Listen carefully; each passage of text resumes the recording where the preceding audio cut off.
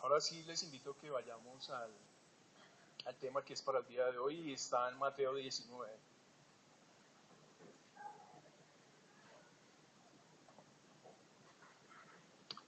Mateo 19 y dice así. Aconteció que cuando Jesús terminó estas palabras, se alejó de Galilea y fue a las regiones de Judea al otro lado del Jordán. Aquí quiero hacer un paréntesis para que miren la proyección que está aquí. Y es que Jesús se encuentra acá en esta parte de Galilea, pasa aquí el Jordán y se dirige a esta parte de aquí de Perea. Acá en esta parte que ustedes ven estaba como gobernador Herodes Antipas. Y esto es algo que pronto Mateo quiere denotar dentro de el inicio de lo que estamos viendo hoy, porque este Herodes Antipas fue el que mató a Juan el Bautista, porque Juan el Bautista le estaba recriminando por él haberse casado con la mujer de su hermano Felipe y por haberlo hecho de una mala forma. Quizás Mateo lo que nos quiere hacer referencia es a que el Señor Jesucristo viene de acá a Galilea, va en dirección hacia Judea, pero está en este momento en esta parte de Perea. Ya. Una vez nos ubicamos allí, lo que nos sigue diciendo Mateo es que le siguieron grandes multitudes y lo sanó allí. Entonces vinieron a él los fariseos tentándole y diciéndole, ¿es lícito al hombre repudiar a su mujer por cualquier causa?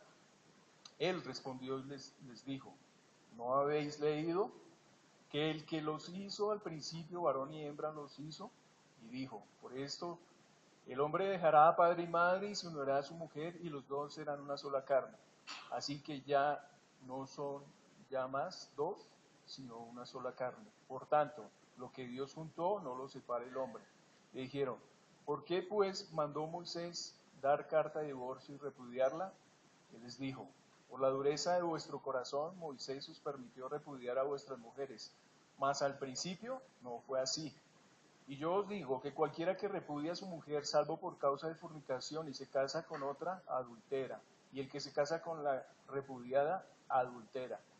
Le dijeron sus discípulos, si es así, si es la condición del hombre con su mujer, no conviene casarse. Entonces él les dijo, no todos son capaces de recibir esto, sino aquellos a quienes es dado. Pues hay eunucos que nacieron así desde el vientre de su madre, y hay eunucos que son hechos eunucos por los hombres, y hay eunucos que asimismo se hicieron eunucos por causa del reino de los cielos. El que sea capaz de recibir esto, que lo reciba. Bueno, vamos a dividir este texto en cinco partes para poderlo de pronto explicar y llevar a cabo la exposición del tema. La primera es la pregunta de los fariseos con respecto al divorcio. La segunda es la respuesta del Señor Jesús. La tercera es los fariseos le vuelven a hacer una pregunta que en este caso es complementaria a lo que ya le habían preguntado. La cuarta es la excusa que se da para el divorcio. Y la quinta es la exclamación de los discípulos, que como ya lo vimos en el texto, pues es lo que encontramos allí. Entonces vamos a la primera parte. Entonces vinieron los fariseos tentándole, es decir, lo estaban sometiendo a prueba y diciéndole, ¿es lícito al hombre repudiar a su mujer por cualquier causa? Ahora tenemos que irnos al momento donde está viendo el Señor Jesús. Y como ya leímos en Deuteronomio, acerca de lo que ellos pensaban en ese momento del divorcio. Y es que se seguían dos corrientes allí en ese momento donde el Señor Jesucristo estaba en esta región. Habían dos corrientes y vienen los fariseos, no sé si los fariseos venían detrás de él o eran fariseos que se encontraban en aquella región de Perea. Lo cierto es que vienen los fariseos y le hacen una pregunta para tentarle. Como les dije, hay dos corrientes de dos rabinos, los cuales orientan al pueblo y les dan como una forma de pensar respecto a esto. Una corriente era un poquito conservadora y la otra corriente era un poquito liberal. La corriente conservadora del rabino Chalmai le permitía divorciarse, pero colocaba, digamos, como esa palabra que nosotros vimos en Deuteronomio 24, como esa palabra escandalosa, le colocaba un contexto, digamos, donde tenía que ser por algo que realmente tuviera o valiera la pena para que hubiera ese divorcio. La otra corriente, la de Iliel, que era un poquito más liberal, digámoslo así, una corriente que permitía el divorcio por cualquier cosa. Y es quizás aquellos los que vinieron a preguntarle, por la pregunta que le hacen al Señor Jesucristo. Le dice, ¿es lícito divorciarse al hombre por cualquier causa? Y es que en ese momento se estaban divorciando incluso porque la mujer no sabía cocinar, porque se le quemaba el pan. Y es algo que lo vemos hoy en día también. Eran cosas muy insignificantes las cuales tomaba el hombre porque le gustaba una mujer que era más bonita que la que él tenía, inclusive por eso se estaban divorciando. Y de ahí que lo que respondiera al Señor Jesucristo tenía una connotación muy importante. Ya vimos que el gobernador de aquella región era Herodes Antipas, y quizás ellos querían acusar respecto a lo que dijera. Querían formar una controversia respecto a lo que se estaba, lo que se pudiera dar como respuesta por parte del Señor Jesús ante la pregunta de que si era lícito al hombre divorciarse por cualquier causa. Así que vemos que el Señor Jesús no hace, digamos, no hace notar, digamos, que esta sea la verdadera causa, digamos, de que el hombre está tomando para el divorcio. Y le sigue diciendo, vayamos a nuestro texto.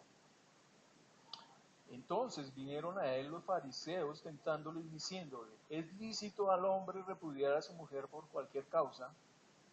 Él, el Señor Jesús, respondiendo le dijo, ¿no habéis leído? El que los hizo al principio, varón y hembra los hizo. Y dijo, por esto el hombre dejará a padre y madre y se unirá a su mujer y los dos serán una sola carne. Vamos desglosando la respuesta que le da el Señor Jesucristo a estos fariseos. Y la respuesta que Él les da es, váyase al principio. ¿Ustedes no han leído la palabra de Dios? ¿No han visto? ¿No han ido al Génesis? ¿No han ido al libro del Génesis? Y le da una connotación no solamente a lo que Moisés estaba diciendo en Deuteronomio, sino también a lo que Moisés había escrito en el libro de Génesis, que está dando una relevancia importante. Está indicando que toda la palabra tiene importancia. Le está diciendo que está reconociendo toda la autoridad de la palabra y de las escrituras. Les dice, ¿no habéis leído? Los hizo varón y hembra. Y eso es lo que nos dice en Génesis. Y creó Dios al hombre a su imagen, a la imagen de Dios lo creó. Varón y hembra los creó. Y el propósito de la creación de dos sexos diferentes en el Génesis era la solidaridad, era el complemento. No es bueno que el hombre esté solo, dice Génesis. Era la continuidad de que el hombre continuara, de que siguiera existiendo. Fructificad y multiplicaos. Era también que el hombre fuera feliz en esta unión. Dice, serán una sola carne. Era una relación permanente lo que Dios había querido hacer en el Génesis, cuando se dice que serán una sola carne. Ese era el ideal del Señor. Ahora, Dios hizo a la mujer de una costilla y se la presentó al hombre. Y sigue diciendo Génesis. Dijo entonces Adán, estos ahora huesos de mis huesos, carne de mi carne. Esta será llamada varona porque del varón fue tomada. Así que lo que les está diciendo el Señor Jesucristo es que Dios creó al hombre y creó a la mujer, que el uno fue hecho para el otro, que el hombre fue hecho para la mujer y la mujer también fue hecha por causa del hombre, ambos, pero que además de eso los creó no como creó a los animales, sino que los creó como seres espirituales, los creó con unos propósitos muchísimo más altos, y los creó para que vivieran también en la compañía de Dios. Nos sigue diciendo Génesis. Por tanto, dejará el hombre a su padre y a su madre, y serán una sola carne. Por esto el hombre dejará padre y madre, porque deben formar una nueva familia diferente y volverse a unir como Dios lo había tomado desde el inicio. Es una unión, como lo vemos, que es obrada por Dios. Por tanto, es una institución divina. Es una estructura usada por Dios como medio para ejecutar el propósito en la tierra y bendecirlos. Bendecirlos. Por lo tanto, si vemos, el divorcio no cabe allí. Es decir, la ruptura de esta estructura divina que Dios ha creado no era la concepción que Dios había tenido desde el inicio. El matrimonio era lo que Dios había establecido en el huerto del Edén, esa unión que había hecho Adán y Eva. Y esto coloca la unión matrimonial por encima de cualquier relación, incluyendo la relación familiar, la que puede haber entre padres e hijos. Dice, por lo tanto dejará a padre y madre y se unirán. Es una unión entre esposos, la cual debe ser primordial, la cual debe tener prioridad, la cual debe estar por encima entre la relación que hay entre padres e hijos. La unión entre padre y madre debe ser muchísimo más estrecha, debe ser una unión duradera, debe ser una unión prolongada, así como Dios lo ha establecido desde el inicio. Ahora, si miramos en la realidad de lo que nosotros vivimos, es que nosotros nacemos solos. Luego, si Dios en su voluntad lo permite, nos casamos, tenemos una mujer que Dios nos ha provisto. Y nosotros iniciamos el matrimonio como los dos, solos. Y si vemos el final de este matrimonio, ¿cómo va a ser? Igualmente. Así que esto es lo que Dios ha establecido también. Y esto es lo que también nos quiere mostrar. Que un día los hijos se irán y van a quedar los padres. El uno y el otro, los dos juntos nomás. Ahora miremos el versículo 6. Así que no son ya más dos, sino una sola carne. Por tanto, lo que Dios juntó, no lo separe el hombre. Nótese que esta unión es más que un contrato civil. Es más que ir a una notaría y firmar un contrato donde nos comprometemos a tener una relación. Es muchísimo. Eso es lo que nos está mostrando su palabra. Es más que una unión de carácter sexual. Es muchísimo más. Es una de todo el ser, de todo, absolutamente de todo el ser. Va muchísimo más allá de lo físico. Es una unión espiritual. Porque los dos se vuelven una sola carne. Lo que realmente une a la pareja no es ese contrato civil, no es el atractivo físico que se tenga. Lo que realmente une a esa pareja es la intervención de Dios, es Dios mismo, es Dios haciendo algo sobrenatural. Acordémonos que la mujer fue separada del hombre, fue tomada de una costilla, pero Dios hace algo sobrenatural y otra vez vuelve y los une en uno solo.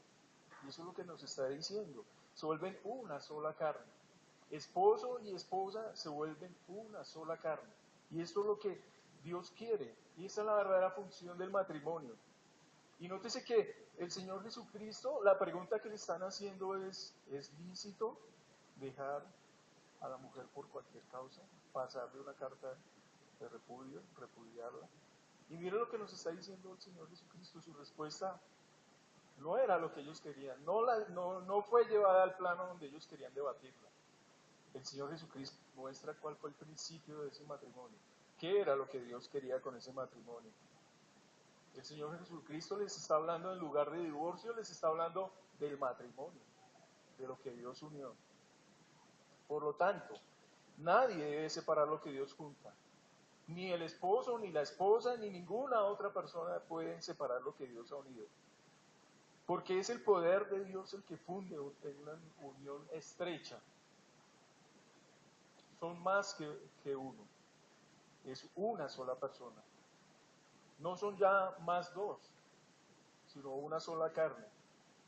Dice Pablo a la iglesia de Éfeso, haciendo referencia también a lo mismo, dice, porque nadie aborreció jamás su propia carne, sino que la sustenta, la cuida. No la separa de sí. Eso es lo que está diciendo Pablo a los Efesios.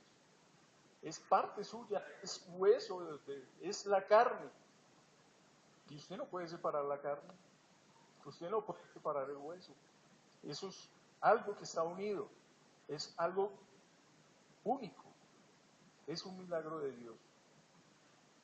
Así que se debe cuidar, se debe sustentar esta unión. Porque es parte vital de su ser. Porque si no fuera así, sencillamente se moriría. Moría esta unión. Se unirán a su mujer y serán una sola carne. Los dos se funden en una sola persona. Se unen el uno con el otro. Enseñando así el Señor y queriendo mostrarnos así el carácter indisoluble del matrimonio. Es una sola carne. Nadie puede separarlo. Ni el hombre ni la mujer. No pueden separarlo. Es un sometimiento voluntario, como lo sigue diciendo Pablo también. Es bajo el temor de Dios. Quiere decir que cuando el matrimonio está unido por Dios, se produce una unión física. Pero más allá de esa unión física, se produce también una unión espiritual. Es una unión donde se debe moldear el carácter, pero también se debe moldear el espíritu de la otra persona, el del uno y el del otro. Y eso no puede ser obrado por uno solo. Eso en el creyente es mucho más fácil. Si los dos son creyentes es muchísimo más fácil. Porque se va a producir una unión que es bajo la presencia de Dios. Es una unión donde se comparte la gracia salvadora del Señor Jesucristo. Donde se comparte la salvación que Dios provee para el hogar, para el matrimonio. Donde se mira en un solo sentido, pero bajo el cuidado de Dios. Así que primero lo que nos muestra Pablo es que se debe someter a Dios. Ambos se deben someter a Dios. Y posteriormente el uno se debe someter al otro. Se debe ceder. Eso es lo que Pablo también nos está mostrando. Por lo tanto, no se puede separar esa unión. Otra cosa que también nos muestra es que cuando se encuentra la presencia de Dios, cuando se encuentra su gracia salvadora, cuando esta gracia salvadora se comparte a lo largo de toda la vida matrimonial, eso es lo que realmente une. Eso es lo que realmente le va a dar el carácter al matrimonio. Eso es lo que realmente le va a dar el sentido, le va a dar un propósito al matrimonio. Esto permite que Dios también sea el que proteja, el que le dé seguridad a ese matrimonio, el que lo lleve a través de pruebas difíciles, el que lo lleve a través de momentos difíciles. Esto es lo que va a mantener unido al matrimonio. Eso es lo que va a permitir que no se separe. Esto es lo que va a hacer que el hombre no tome la decisión de separarse de su mujer o la mujer separarse de su marido. Esto ayuda a mantener el yugo o esa sujeción que nos está presentando, por eso se llaman cónyuges, porque los dos están unidos, Los dos trabajan en una misma dirección, en un mismo propósito. Los dos están haciendo la misma labor de mantener unido al matrimonio, de cuidar a los hijos, de ir y elevar oraciones al Señor, de llevar sus problemas ante Dios. Esa es la relación que nos quiere presentar aquí el Señor Jesucristo. A este es el propósito que nos quiere llevar Dios. Y esa es la respuesta que el Señor Jesucristo le está diciendo. Va muchísimo más allá. Es que también Dios provee lo necesario para mantener la familia. No es en la parte económica donde se fundamenta también la unión. Es mucho más allá que una parte económica. Es donde se trabaja, pero se trabaja más en el sentido espiritual, en cultivar a los hijos, en hacer que si la esposa no es creyente, pedirle al Señor que esa esposa se vuelva creyente. Si el esposo no es creyente, esperar en el Señor que el Señor haga la obra y se vuelva creyente. Así que lo que el Señor Jesucristo les está diciendo como respuesta a los fariseos nos lleva a mirar como que el Señor Jesucristo está yendo en contra de lo que Moisés estaba diciendo en la ley. Y por eso vemos en el versículo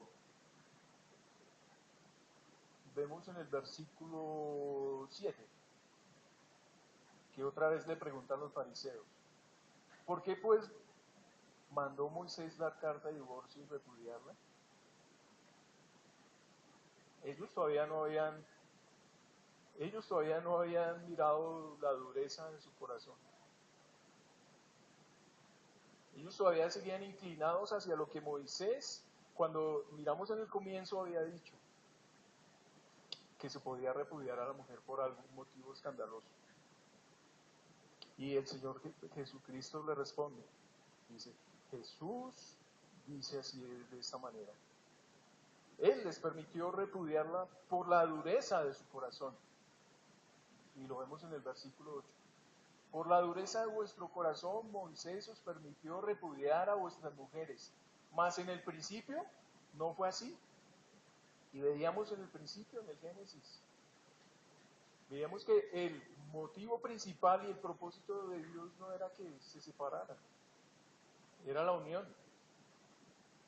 Y Moisés lo había permitido porque ellos tenían un corazón muy duro. Porque en el principio, cuando Dios creó a Adán y creó a Eva, no era así, no era de esta forma. Ese no había sido el propósito ni la voluntad de Dios. Así que el matrimonio no nace en la naturaleza del hombre, como lo vimos. No está dentro del hombre mantenerse en el matrimonio. No está en el acuerdo que se puede presentar entre dos personas a vivir juntas. La verdadera unión del matrimonio es dada por una bendición, por un don de Dios, por serle obediente, por vivir el uno por el otro. Es reconociendo a Dios en todo, en absolutamente todo. Por lo tanto, se recibe esa bendición espiritual. Ahora, ¿cómo se puede ver esa dureza en el corazón en los matrimonios de hoy en día? Es cierto que muchas personas viven juntas, pero no han sido unidas por Dios. O puede que en ese momento estén casadas, pero luchan en su corazón endurecido. Luchan en su corazón por no estar con la otra persona. Están pecando, están siendo egoístas, están pecando contra el principio de la unión. Puede que estén juntas, pero Dios no está, y eso lo vemos en muchos matrimonios hoy en día. Si Dios no está dentro de ese matrimonio, no hay una unión. Realmente no hay una unión. Algunos piensan que la parte más importante es la parte física, la parte que se ve, la externa. Y la ven como si esa fuera la base del matrimonio. Pero realmente cuando se casan así de esta manera estas personas, cuando que se casan solamente por la parte física, realmente lo que sucede es que después hay un desencantamiento. pierde absolutamente la novedad.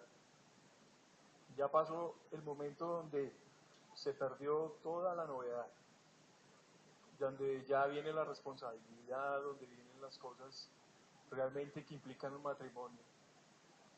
Y realmente es donde ese corazón se endurece y ahí es donde se puede fracturar ese matrimonio, donde puede haber ese divorcio.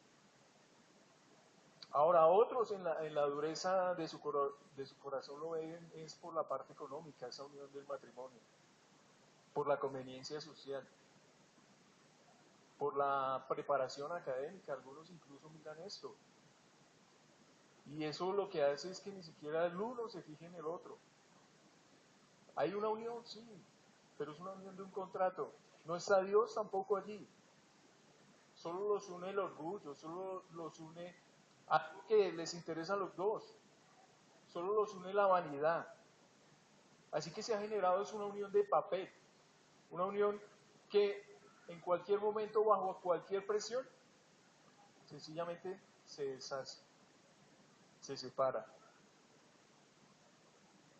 Y también muestra que hoy en día hay muchos matrimonios en los cuales los corazones, es decir, se mantienen unidos en el matrimonio porque su pensamiento es más humanista, o sea, su corazón está pensando en que se vive juntos, en que se debe ayudar a la otra persona, tanto física como monetariamente, en que se debe proteger el uno al otro, en que se deben de cuidar a los hijos, en que se debe proveer el uno para el otro, pero sus corazones están alejados de Dios y de allí tampoco hay una unión. Tampoco hay un matrimonio. Puede que a eso le llamen matrimonio, pero no lo hay. Entonces, como lo vimos, espiritualmente todos, absolutamente todos están muertos. Todos también alguna vez nos casamos así, de esta forma, cuando no éramos creyentes. Los que son creyentes tienen un privilegio grande y enorme cuando se casan con ese propósito por el cual, cuando conocen la palabra del Señor, cuando conocen el propósito por el cual Dios los ha unido en ese matrimonio. Así que cuando se conoce al Señor, cuando el Dios es el fundamento de ese matrimonio, es la base, ese matrimonio no es frágil, ese matrimonio es perdurable, ese matrimonio no se ve como una carga, ese matrimonio se ve como algo que sencillamente y lógicamente tiene que ser para toda la vida, como Dios lo ha propuesto desde el principio. Así que este precepto que también Jesucristo nos da, dice en el versículo 9, y yo os digo que cualquiera que repudia a su mujer, salvo por causa de fornicación, o se casa con otra, adultera, y el que se casa con la repudiada, adultera. Y esa frase, yo os digo, pone de manifiesto la autoridad del Señor Jesucristo en lo que les está diciendo. Y es que les habla con absoluta autoridad y soberanía de lo que está hablando. Es respecto a la permanencia en el matrimonio. Cualquiera que repudie a su mujer, salvo por causa de fornicación, comete adulterio. Ahora esta palabra fornicación es muy grande, pero aquí en el texto de Mateo lo está mirando es por causa de la infidelidad. Y es que esa infidelidad es apartarse del cónyuge para volverse a otra persona. Esa sería una causa. Y esa es, digamos, también una excusa para que también haya ese divorcio. Esa es la única justificación que el Señor Jesucristo ve. O sea, si hay adulterio, si hay fornicación, sí se le puede dar causa. Esa carta de repudio, sí se le puede dar causa a ese divorcio. Ahora, miremos que el Señor Jesucristo no está imponiendo, no está diciendo que por esa causa del adulterio se vaya a terminar el divorcio. Sí existe un motivo claro para divorciarse. Sí el Señor ha asignado una gran importancia al hecho de ser fiel dentro del matrimonio. A no tener una excusa para ese divorcio. Pero no necesariamente se debe realizar por esta causa. Es una concepción así como la que dio Moisés. Solamente es permitido si el cónyuge traicionado no puede aceptar emocionalmente la infidelidad. Si la persona que ha sido afectada en esa infidelidad no puede aceptar que su pareja le haya sido infiel, entonces dice el Señor, sí se pueden separar. Pero si esa persona reacciona de una manera como lo vimos hace 8 días y lo perdona, si esa esposa perdona a su marido, si ese esposo perdona a su mujer, entonces no lo está colocando como un hecho. Está diciendo, puede ser también una causa, la infidelidad, pero si el perdón también existe y esa persona perdona, entonces tampoco sería válido decirlo así.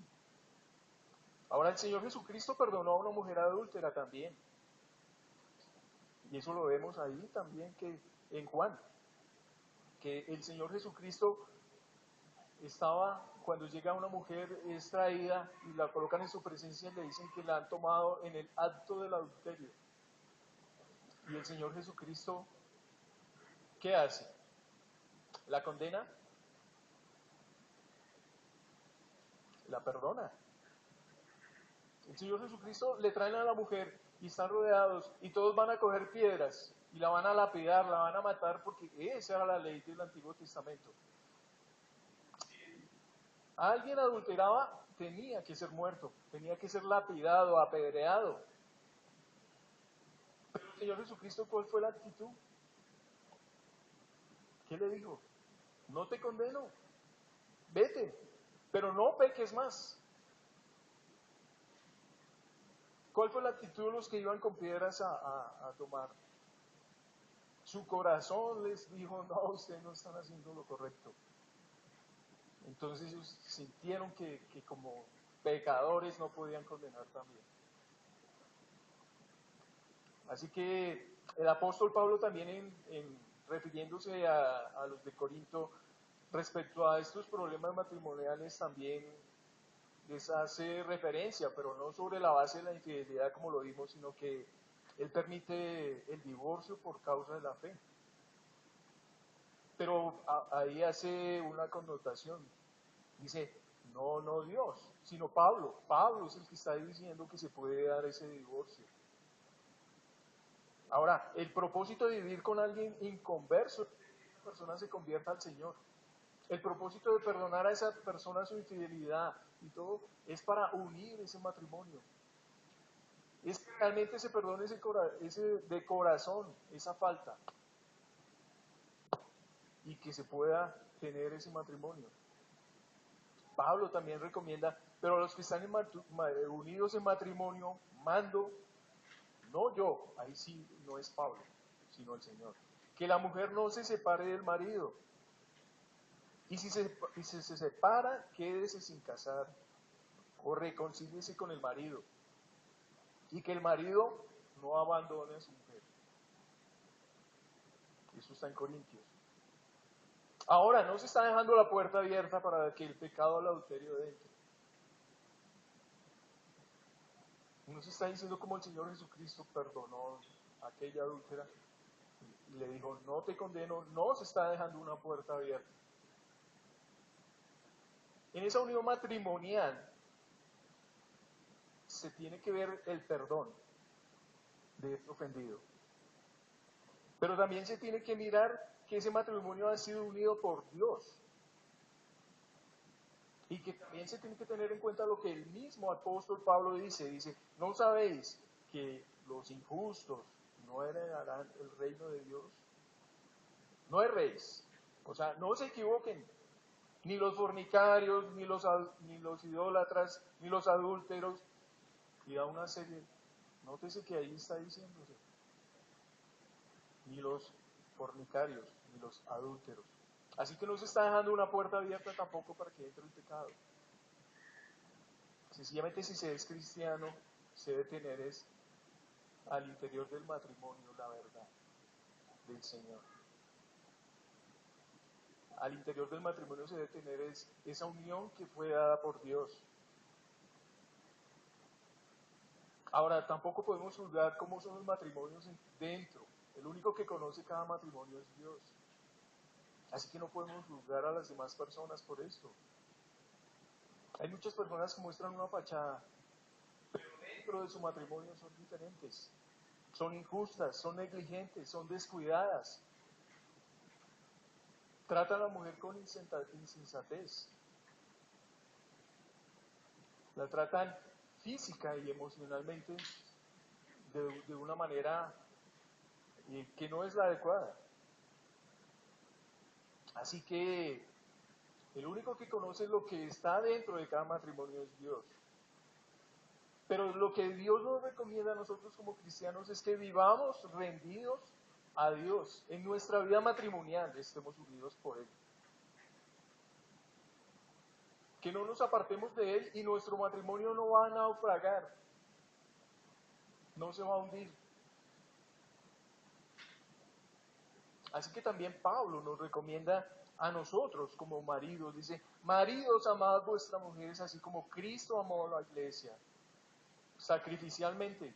Se entregó por ella para santificarla, a fin de presentársela a sí mismo.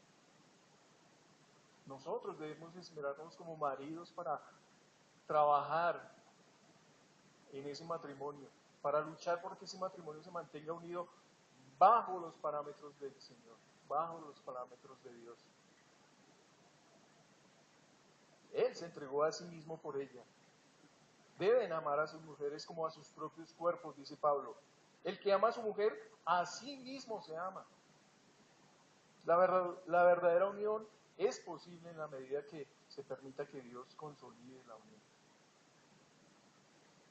Así que esta enseñanza que nos da el Señor es un tema delicado de manejar. Pero si uno lo mira bajo los parámetros que Dios ha establecido, es más fácil, es más llevadera. Así que por eso, miremos el versículo 10 que sigue, dice, dijeron sus discípulos, si es así la condición del hombre con su mujer, no conviene casarse. Nótese lo que dijeron los discípulos. No conviene casarse. O sea, si esto es así, que tiene que mantenerse unido y tiene que ser bajo los parámetros de Dios, entonces no, eso es lo que quizás quisieron decir los discípulos. Es una exigencia muy grande, es una carga muy grande. Es una carga, pero es una carga cuando Dios no está. Pero cuando Dios está, sencillamente es algo fácil de llevar. Es decir, que los apóstoles se sintieron tan comprometidos que vieron mejor el permanecer soltero. Entonces es mejor que no casarse. Si todo esto implica todas estas cosas para el hombre, entonces ellos dicen, entonces es mejor no casarse. Pero ellos no captaron el verdadero significado del matrimonio. Ellos no captaron lo que realmente el Señor les estaba diciendo, sino que vieron fue ese compromiso tan grande que se les venía encima o que tiene el hombre casado.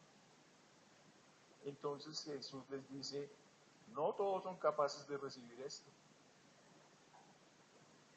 sino aquellos a quienes les es dado. Es decir, que permanecer dentro del matrimonio y no querer salir de él, solamente lo pueden recibir fácilmente los que tienen a Dios en el centro del matrimonio.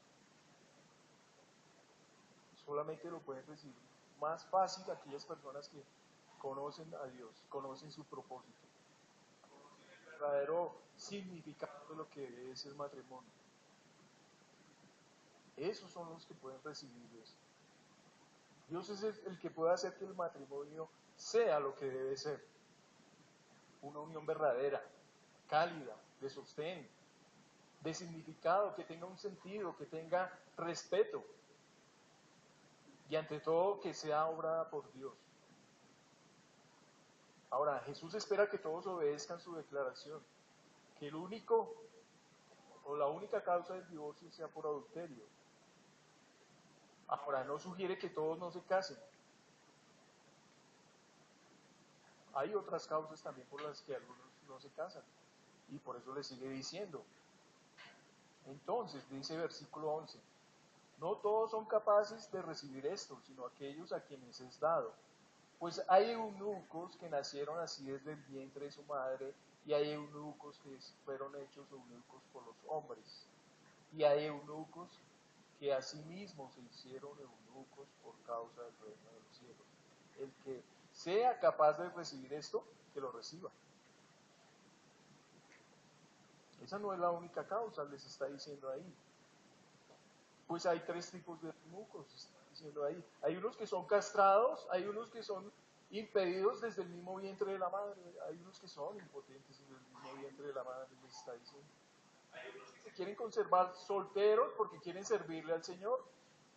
Hay otros que son así porque fueron castrados por sus amos. En ese tiempo castraban a algunos de sus siervos para que cuidaran a las esposas. Algunos, digamos, de los que estaban prestando su servicio al rey eran castrados. Entonces era normal que se viera esto dentro de este contexto. Ahora, lo que aquí se está diciendo es que se refiere a uno que ha nacido impotente, o que ha sido castrado, o que ha decidido permanecer serio por causa del Señor. Ahora, el supremo ideal de estar casado no es en rendirse, es el de rendirse en una devoción total a Dios. Tanto el casado como el soltero, ese es el supremo deber, rendirse a Dios. Se esté casado o no se esté casado.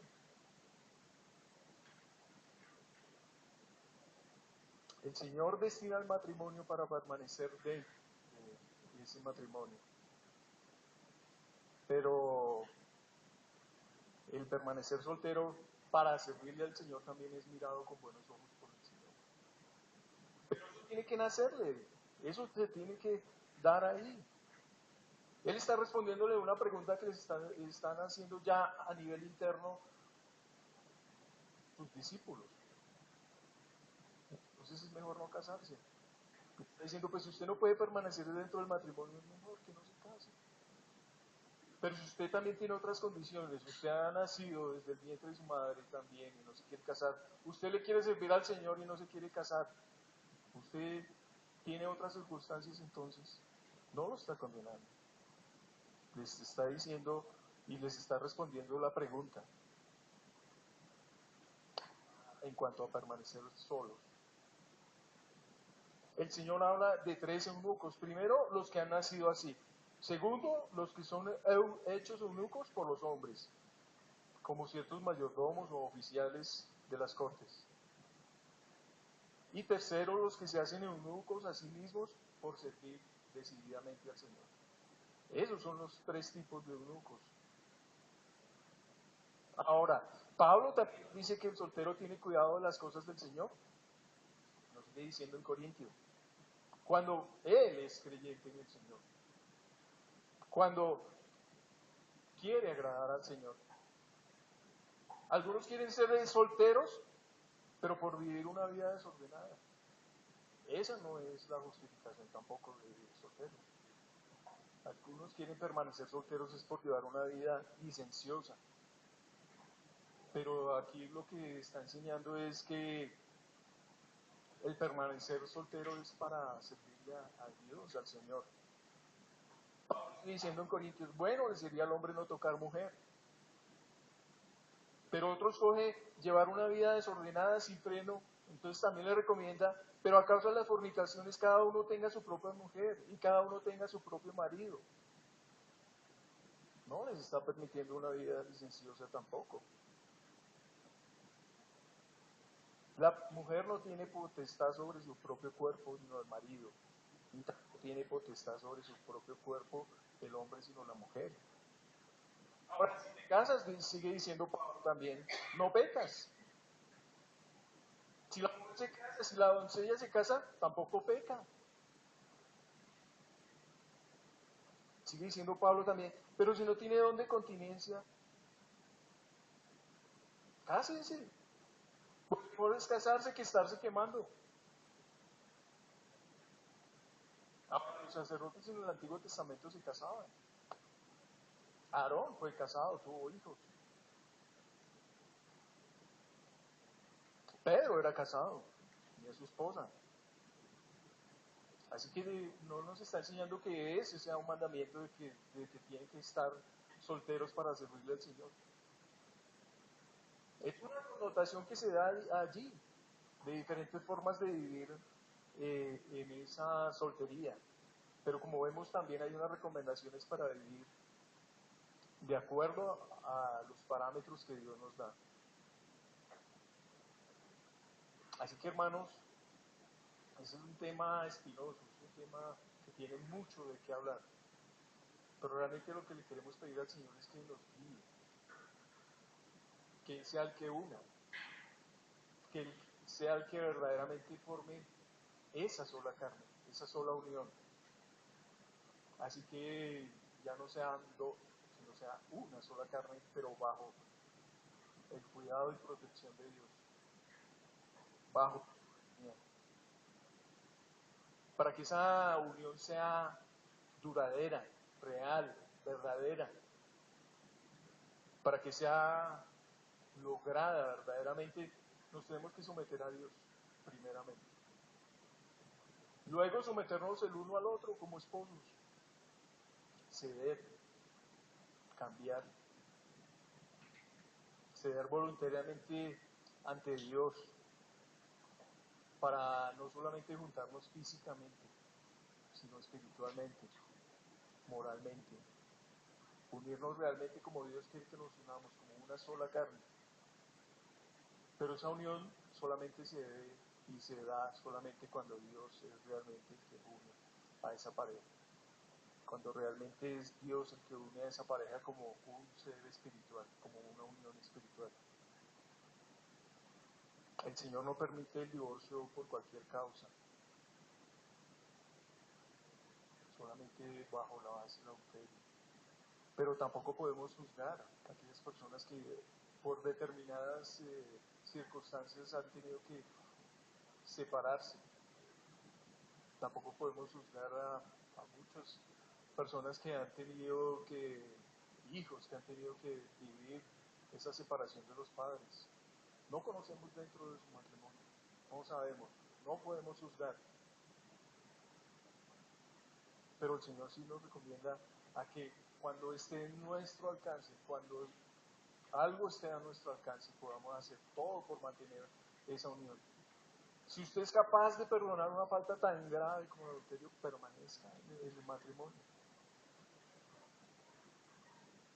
Si usted es capaz de perdonar muchísimas ofensas, muchas faltas, permanezca en el matrimonio, no se divorcie. Ahora, si usted ve el propósito de permanecer unido para atraer a esa persona al Señor, bien, dice que debemos permanecer, esposo. Ahora no sabemos, solamente Dios conoce cuál es el propósito.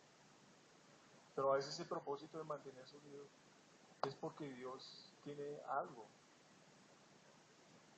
Ahora vamos a concluir con unas opiniones personales que el apóstol Pablo dice y que las hemos venido leyendo en Corintios para terminar, hermanos, para concluir. Cada uno en el estado que fue llamado, en él se quede, así permanezca para con Dios. ¿Está casado? ¿Está soltero? ¿Estás ligado a mujer? Dicen, no procures soltarte. ¿Estás libre de mujer? No procures casarte. ¿Te casas? No pecas. Tiene cuidado de las cosas del Señor, dice Pablo, de cómo agradar al Señor. El casado, de cómo agradar a su mujer. Las casadas, de cómo agradar a su marido. Ahora, estas son opiniones personales de Pablo. Lo que yo pude haber dicho acá son a veces opiniones personales mías. Pero realmente lo que nosotros tenemos que hacer como cristianos, como hijos de Dios, es ir a la palabra del Señor, mirar sus recomendaciones, mirar lo que quiere, cuál es su voluntad,